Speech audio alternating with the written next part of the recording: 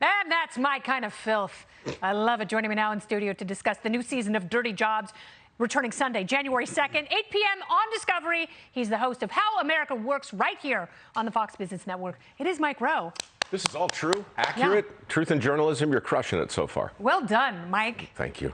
So are there ever jobs that they present you with, like, you want to do this? And you go, no, absolutely not. Well, there have been many that I've said, no, I'd rather not do that. But my only job on that show is to try, right? So if I did anything smart in this whole crazy crucible of slime and grime and overtime, it was not creating a format where I wasn't judged on my competence or my ability to get a thing correct, but merely on my willingness to try. Yeah. So to answer your question, no, you can't say no when you're hired to say yes. So when you feel sick about something, that's when you know it's going to be on the show.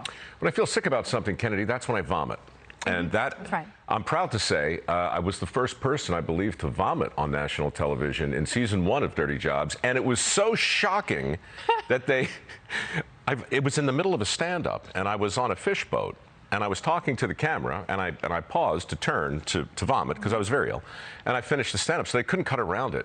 But they decided to pixelate the vomit. Oh, yeah, so you wouldn't know what it is because it's pixelated. Yeah, it's flying out of my mouth at the speed of sound, and they're like, this is, yes, no one wants to see that. No, I'm glad they left some mystery there.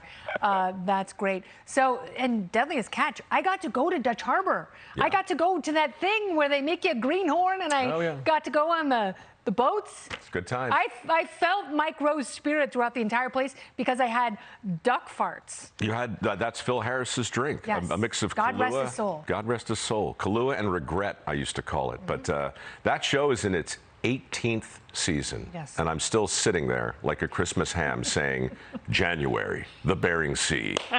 And it's great. Yeah, it's brutal though. So we were there like 2 days before they started their season. Yeah. And then this massive storm was coming in with 60-foot waves. And so they were really freaking out. Like, do we go out? Do we try and beat the storm? Do we stay here? Yep. What do we do? A plane crashed in Dutch Harbor. Sure. The next week.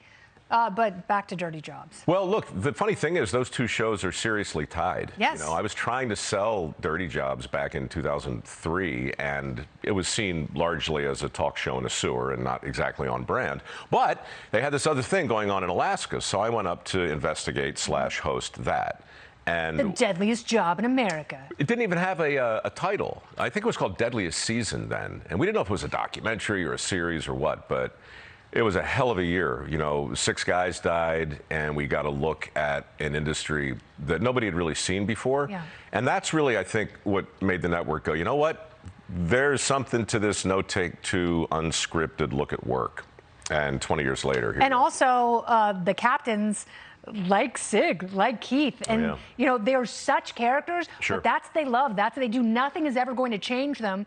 That's what's so attractive about it. But I have to say, your mentality has influenced my parenting. I have a 16-year-old who's a junior in high school, and so I tell her all the time, you don't have to go to college. No. Like, if you want to do something else, if you want to find something else that you love and college isn't going to take there, you don't have to go. Well, and a lot of that is because of the conversations you have been engaging people in about finding different ways of working in this country. That's like my Christmas present. I mean, it's so nice to hear because the foundation, Microworks, has been around for 13 years. It came out of Dirty Jobs. Yeah. And its whole point was to shine a light on, at the time, was 2.3 million decent jobs that nobody wanted, most of which didn't require a degree.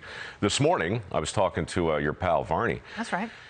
11 million open positions. Right? And we're still lending money we don't have to kids who are never going to be able to pay it back to pursue degrees that they don't want. They don't want. And they're so expensive, $1.7 trillion, right, in student loans. So, that was never the intent of Dirty Jobs. But you do a thing long enough, and all of a sudden you get a seat at the table. And sooner or later, somebody's going to say, well, what do you really think about so-and-so or such and such? That's how the foundation evolved. We give away $1 million a year now to people like your kid who are willing to consider a career that requires the mastery of a skill and not the acquisition of a sheepskin. Yes, my nephew has done the same thing. He is now in the Navy. He went through Job Corps. He loves it. He would have been lost in college. He's truly found himself. And, you know, we talk about you all the time. How America Works, right here on the Fox Business Network. A fantastic show. You can see Mike throughout the week. And here's his new hit song with John Rich. I just got to say.